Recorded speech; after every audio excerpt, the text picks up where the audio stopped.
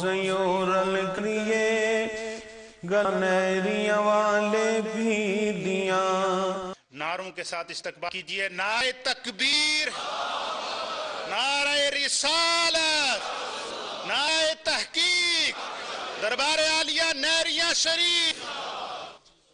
الحمدللہ رب العالمین، الصلاة والسلام علی محمد وعلی آلہ واصحابہ وآل بیتہ وعلماء امتہ اجمعین. اما بعد، من الشیطان الرجیم، بسم اللہ الرحمن الرحیم. یا ایہا الذین آمنوا اتقوا اللہ وکونوا مع الصادقین. صدق اللہ مولانا العظیم. ان اللہ وملائکتہ یصلون علی النبی یا ایہا الذین آمنوا صلوا علیہ وسلموا تسلیما. اللہم صل علی سیدنا وحبیبنا محمد واصحاب سیدنا وحبیبنا محمد وبارک وسلم وصلی علیہ. لائق صد عظیم و تکریم حضرت قبلہ پیر حبیب احمد صاحب مدظل العالی، میرے برادر اکبر حضرت قبلہ صاحبزادہ ظہیر الدین صاحب نقشبندی، اور میری دائیں جانب تشریف فرما اجلہ علماء کرام، جو کہ اہل سنت کی ممتاز شخصیات ہیں اور کسی تعارف کا محتاج نہیں ہیں. حاضرین، وقت کافی ہو چکا ہے، کوئی تفصیلی خطاب کا موقع نہیں ہے، حاضری لگانا مقصود ہے. اور اتنی بات عرض کروں گا. محترم قبلہ نصیر اللہ صاحب نقشبندی نے فرمایا کہ میں اس مجلس سے روئے رواں ہوں، لیکن آپ یاد رکھیں کہ ہم اپنے زندگی کی ابتدا سے انتہا تک، زندگی کے ہر موڑ پر، اپنی ہر مجلس کی روئے رواں اپنے شیخ کو مانے ہیں، اور ان کی محبت ہے. یہ اپنا حق ادا کر رہے ہیں اور ہمیں اپنی غلامی کو فراموش کرنا زیب نہیں دیتا. اور ہماری جماعت کے عظیم عالم محترم فاروق نظامی صاحب نے دربار نیرین شریف کے صاحبزادگان کے عنوان سے بڑی خوبصورت بات کی، اور وہ حقیقت کے ساتھ وابستہ بات ہے. قبلہ عالم رحمۃ اللہ علیہ نے دعائیں ضرور فرمائی ہوں گی اولاد کے لیے، اپنے کنبے قبیلے کے لیے، کہ ایسے لوگ آتے رہیں کہ جو ہم نے نیریاں کی زمین میں لا الہ الا اللہ کی صدا کو بلند کیا، ایسے نفس آتے رہیں جو اس آواز کو چار دانگے عالم میں پھیلاتے چلے جائیں. لیکن میرا وجدان کہتا ہے کہ نیریاں شریف کے گلستان میں ایک پھول جو پیر علاؤ الدین صدیقی کی شکل میں کھل چکا ہے، یہ نہ اس سے پہلے آیا ہے نہ بعد میں کوئی آ سکتا ہے. یہ میری اپنی ضمیر کی آواز ہے. آتے رہیں گے، چونکہ نسبت کا لحاظ بھی کیا جاتا ہے، احترام بھی کیا جاتا ہے. جس طرح سے ستاروں کی روشنی ہوتی ہے، لیکن وہ چاند روشنی کا مقابلہ نہیں کر سکتے. نیریاں شریف کے آسمان پر چمکتے ستارے، یہ ہمیشہ ستارے رہیں گے، اور پیر صدیقی ہمیشہ چاند بن چمکتے رہیں گے، ہمیشہ. نسل کتنی آگے کیوں نہ چلی جائے، ہماری نیریاں شریف کے آسمان پر جو چمکتا ہے وہ چاند پیر علاؤ الدین صدیقی ہے. میں ایک بات واضح کر دوں کہ الحمدللہ خوش نصیب لوگ ہیں. اس لیے خوش نصیب ہیں کہ آپ کا تعلق ایک ایسے آستانے سے ہے کہ جہاں پر صرف پیری کا نعرہ نہیں لگایا جاتا، صرف شیخ ہونے کا نعرہ نہیں لگایا جاتا، بلکہ ہمارے ہاں اصول ہے کہ جس کے پاس ہنر نہیں وہ کچھ بھی نہیں، جس کے پاس فن نہیں وہ کچھ بھی نہیں، جس کے پاس سرائے مدینہ کا فیض نہیں وہ کچھ بھی نہیں، جس کے پاس شریعت کا علم نہیں وہ کچھ بھی نہیں۔ نیری صاحبزادگی پر اعتماد کرنے والا آستانہ نہریہ شریف نہیں ہے، یہ وہ آستانہ ہے کہ اس کے اکابرین کان سے پکڑ کر اپنی اولاد کو راہ حق دکھاتے ہیں تاکہ یہ مقتدا بننے کی صلاحیت حاصل کرے۔ یہاں سختی بھی ہے، نرمی بھی ہے، یہاں پر آپ کو جلال بھی نظر آئے گا، جمال نظر آئے گا، لیکن وہ ہر صفت اپنے مدار میں رہتے ہوئے اور اپنے وقار میں رہتے ہوئے خاندان کی تربیت اور خاندان کے اندر اسلامی ترویج اور ارشاد کے سلسلے کو زندہ رکھنے کے لیے سرگرم عمل ہے۔ اور جیسے کہ سب نے تقریباً یہ بات کہی کہ الحمدللہ ہم اس شیخ سے وابستہ ہیں کہ وہ آج ہسپتال میں ہیں، لیکن میں قسم کھا کے کہتا ہوں کہ ان کی روح اس وقت یہاں موجود ہے۔ اگر آپ اہل اللہ کے تصرف کے قائل ہیں تو میں آپ کو بتا دینا چاہتا ہوں کہ ان کی یہاں موجود ہے۔ اور ہم اہل سنت اسی لیے کامیاب جماعت ہیں کہ شیخ کا پردہ عارضی ہو یا بظاہر مستقل ہی کیوں نہ ہو، شیخ کے اور مرید کے درمیان پردہ حائل ہو جائے، یہ پردہ جدائی پردہ نہیں ہوتا، بلکہ شیخ کے ساتھ تعلق تصوف کی زبان میں یہ وہ تعلق ہوتا ہے کہ درمیان میں کتنے ہی بڑے پردے کیوں آ جائیں، شیخ اور مرید کا تعلق ہر حال میں زندہ رہا کرتا ہے۔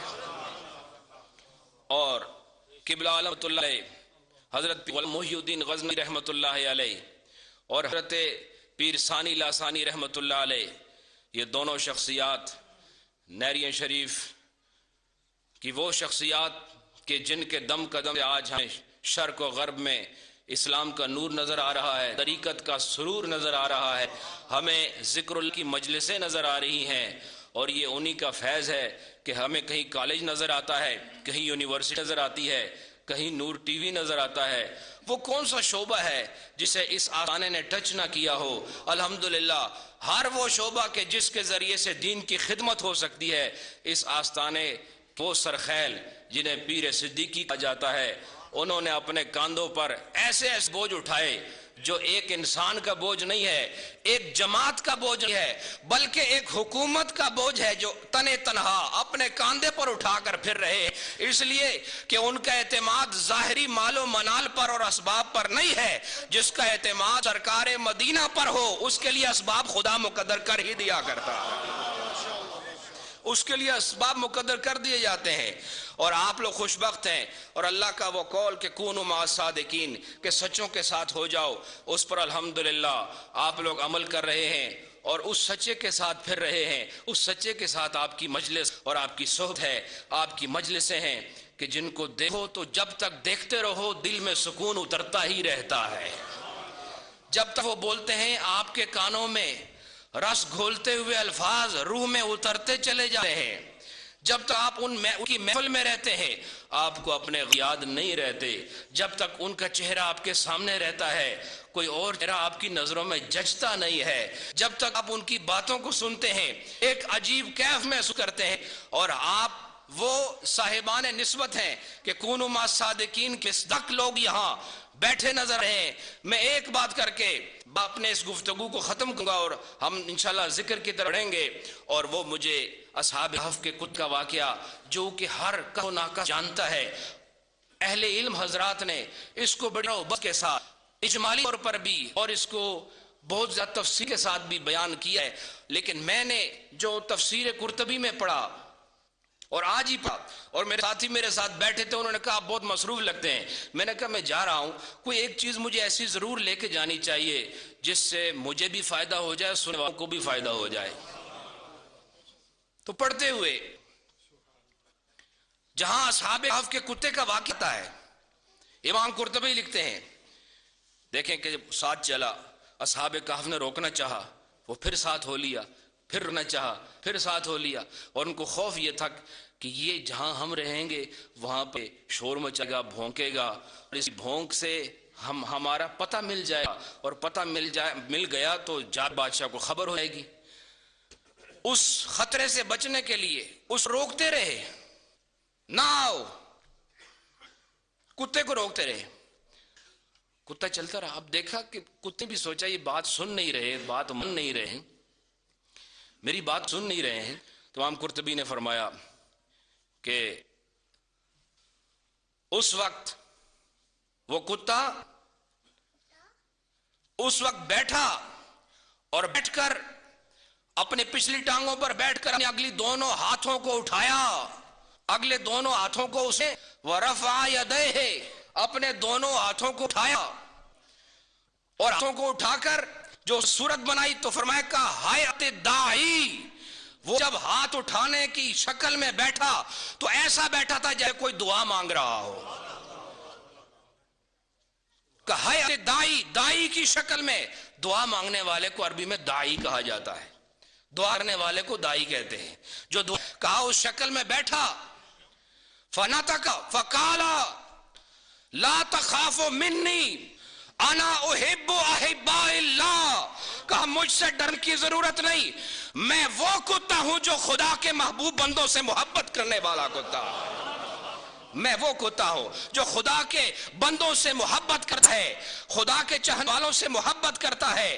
اور اللہ کا کام ہم سمجھ میں آ گیا کہ یہ وہ لوگ ہیں، یہ شخصیات ہیں، یہ وہ نفوس مطہرہ ہیں کہ جن کا عرفان خدا تعالیٰ نے انسان تو انسان ہے، جانوروں تک میں ان کی پہچان کو پوشیدہ رکھا اور جانور کو بھی ان کے ساتھ رکھا اور جانور کو ساتھ رکھ کر نسبت کی قدر سمجھائی کہ اگر نجس جانور اہل اللہ کے ساتھ رہ کر ان کی صحبت کی وجہ سے خدا اسے مقام دیتا ہے کہ وہ نطق مقام پر بھی بیٹھتا ہے، وہ بولنا بھی شروع ہوتا ہے. جبکہ کتے کا کام کلام کرنا نہیں ہے، کتا بولا نہیں کرتا. لیکن آنے والوں کو سمجھانے کے لیے خدا نے اصحاب کہف کے کتے کو زبان کی تاکہ آنے والے سمجھ جائیں کہ اگر نیک تمہیں مل جائے تو پھر اپنے آپ کو نہ دیکھنا، ارے تم اتنے ہی گناہگار کیوں نہ ہو، کتے کے نجس سے زیادہ گناہگار تو تم اپنی نجاست کو نہ دیکھنا،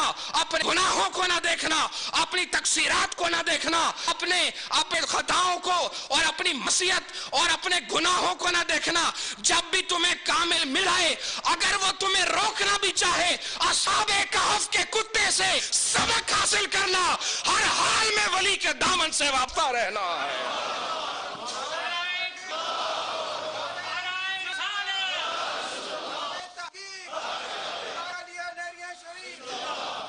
پتہ چلا اہل اللہ یہ وہ مدن حق ہیں، یہ وہ اہلیان حق ہیں کہ خدا تعالیٰ ان کی قدر کرانا چاہے تو انسانوں کو سمجھانے کے لیے جانوروں کی مثالیں قائم فرماتا ہے اور ان کو فیض ملتا ہے. اور جو ولی کو ولی نہ سمجھے، دیکھیں یہاں پر حدیث بھی پیش کی گئی، کس نے میرے ولی کے ساتھ اس کو اذیت دی، ولی کے ساتھ جھگڑا کیا یا اس کو تکلیف پہنچائی، تو فرمایا گیا کہ میں اس کے ساتھ اعلان جنگ کرتا ہوں. جو ولی کو تسلیم نہ کرے، خدا اس کے ساتھ اعلان جنگ کر رہا ہے. اور میں عرض کرنا چاہتا ہوں کہ ولی کی پہچان کرنے کے لیے لوگوں کو دعوت فکر دی گئی کہ غور و فکر کرو، اہل اللہ کے ساتھ اپنے تعلق کو مضبوط کرو، مستحکم کرو. اور اللہ تعالیٰ نے ایک کتے کی مثال قرآن پاک میں ذکر فرما دی. تو میں پوچھنا چاہتا ہوں کہ جو انسان ہو کر، عقل والا ہو کر، شعور والا ہو کر، علم کا دعویٰ کرنے والا ہو، فصاحت و بلاغت میں بھی اپنا مقام رکھتا ہو، علمی طور پر معلوم و مشہور ہو اور پورا 6 فٹ کا انسان رہے، لیکن ولی کی شان کو نہ سمجھے، تو میری نظر میں اس سے اصحاب کہف وہ کتا بہتر ہے جس نے خدا کے ولی کو پہچان لیا ہے، اس خدا کے ولیوں کی معرفت حاصل کر لی کہ خدا کا ولی وہ ہوتا ہے جس کو اللہ تعالیٰ پسند فرماتا ہے. جیسے پیر صاحب نے فرمایا اللہ یجتبی الیہ من یشاء، اور جسے اللہ پسند کر لے پھر اس میں کوئی نقص چھوڑے گا؟ جسے اللہ پسند کر لے اس میں کوئی کمی چھوڑے گا؟ جسے اپنے لیے پسند کرتا ہے اسے وہ تمام صفات دے دیتا ہے جو خدا کی پسند کے موافق ہوا کرتی ہے. اور میں اب یہی کہوں گا آپ سے، تقریریں آپ نے سنی، علماء کرام کے پیغامات سنے آپ نے، اللہ تعالیٰ اہل اللہ کے ساتھ یہ جو تعلق ہمیں ملا ہے، اللہ ہمیں اس پر پائے ثبات نصیب فرمائے. اور میں یہ آپ سے گزارش کرنا چاہتا ہوں کہ 22 اپریل کو شیخ العالم نے، قبلہ عالم نے، کہ حضرت صاحب نے جو ایک عظیم پروگرام آپ کے سامنے رکھا، میں حیرت کا شکار ہوں کہ ہمارے شیخ جب کسی جانب چلتے ہیں تو اس راستے میں آنے والی صعوبتوں کا خیال نہیں کرتے، اس راستے میں آنے والی رکاوٹوں کا خیال نہیں کرتے. جب وہ رکاوٹیں آتی ہیں خدا خود ان کو دور کرتا ہے. وہ اتنا کچھ کر رہے ہیں آپ کے لیے. جیسے قبلہ حافظ صاحب فرمایا ہسپتال کے اندر ان کو ہر وقت یہ فکر ہے کہ لنگر کا اہتمام کیسے ہوا، جھنڈیوں کے لیے کیا اہتمام کیا، سٹیج کے لیے کیا بندوبست ہے، کرسیوں کا کیا بنا، ٹینٹس کا کیا بنا، جو باہر سے آنے والے مہمان ہیں ان کی رہائش کا کیا بنا. حالت مرض میں، تکلیف کے عالم میں، بستر علالت پر میرا شیخ اور آپ سب کا شیخ اگر فکر کرتا ہے تو میلاد مصطفیٰ اور عظمت مصطفیٰ کی فکر میں لگا. ہمیں فخر ہے خدا نے ہمیں ایسا شیخ دیا ہے کہ جو اپنی تمام تر صلاحیتوں کو، اپنے تمام تر کمالات کو عظمت مصطفیٰ پر قربان کیے ہوئے. آپ لوگوں نے اس میں شرکت کرنی ہے، بولیں انشاءاللہ. اور اس میں درہم دام سخن قدم آپ نے حصہ لینا ہے، خود آنا ہے، اپنی بچیوں کو، گھر والوں کو ساتھ لے کر آنا ہے، دوستوں کو دعوت دینی ہے. اور میں کہا کرتا ہوں کہ ایک آدمی اپنے ساتھ ایک لے کر آئے تو جتنا مجمع ہوتا ہے اس کا دگنا ہو جایا کرتا ہے.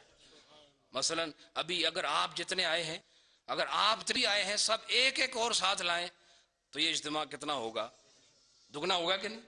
تو 2 لے کر آؤ، پھر اس سے بڑھ جائے گا. اگر 3 لے کر آؤ تو اس سے بڑھ جائے گا. تب آپ سمجھ رہے ہیں کہ میں کیا کہہ رہا ہوں. جتنے لے کر آؤ گے سرکار کا جلوس اتنا ہی خوبصورت نظر آئے گا. اور سرکار خود خوبصورت ہیں، ان کا جلوس بھی خوبصورت ہونا چاہیے. سرکار کی اولاد خوبصورت ہے، سرکار کے صحابہ خوبصورت ہیں، سرکار کے قدموں سے پانے والی خیرات کے صدقے اہل اللہ بھی خوبصورت ہیں، اور ان کے محنت کے نتیجے نکلنے والا جلوس بھی انشاءاللہ خوبصورت ہی ہوگا. اور اس میں آپ سب آئیں گے اور سب لوگوں کو دعوت دیں گے. اور انشاءاللہ ابھی یہاں میٹنگ بھی ہوگی. اجلہ علماء کرام اپنی زرعی خیالات سے انشاءاللہ نوازیں گے اور ان کی مشاورت کے مطابق لائے عمل انشاءاللہ مرتب ہوگا. تو میں اب آپ کا زیادہ وقت نہیں لیتا. دعا کریں اللہ تعالیٰ ہماری ان مجالس کو یوں ہی آباد رکھے، اور جن شیوخ کے اعزاز میں اور جن کے عرس کے موقع پر یہ خوبصورت محفل انعقاد پذیر ہوئی، ان کی روحانی توجہات اس صف سے لے کے آخری صف تک اللہ سب کو عطا فرمائے. اور یہی نہیں بلکہ جہاں جہاں اس آستان کے خدام موجود ہیں اور جو خدام نہیں بھی ہیں لیکن سنی ہیں، سچے سچے، اللہ ان سب کو پیر غزنوی کا فیض عطا فرمائے. تھوڑی دیر انشاءاللہ ذکر بعد انشاءاللہ قبلہ پیر حبیب الرحمن صاحب دعا فرمائیں گے، اور اس کے بعد نماز عشاء اور پھر متصل انشاءاللہ لنگر شریف پیش کیا جائے گا. محبت کے ساتھ وقت بہت ہو چکا ہے. کلمہ شریف کا ذکر میرے ساتھ آواز سے آواز ملا کر لا الہ الا اللہ لا الہ الا اللہ لا الہ الا اللہ لا الہ الا اللہ لا الہ الا اللہ لا الہ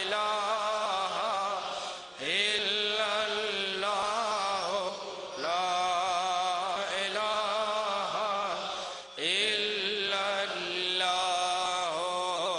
لا الہ الا اللہ لا الہ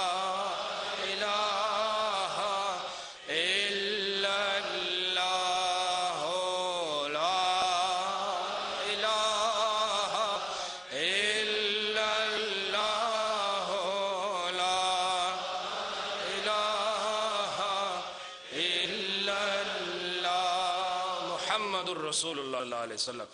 لا الہ الا اللہ الا اللہ الا اللہ لا الہ الا اللہ الا اللہ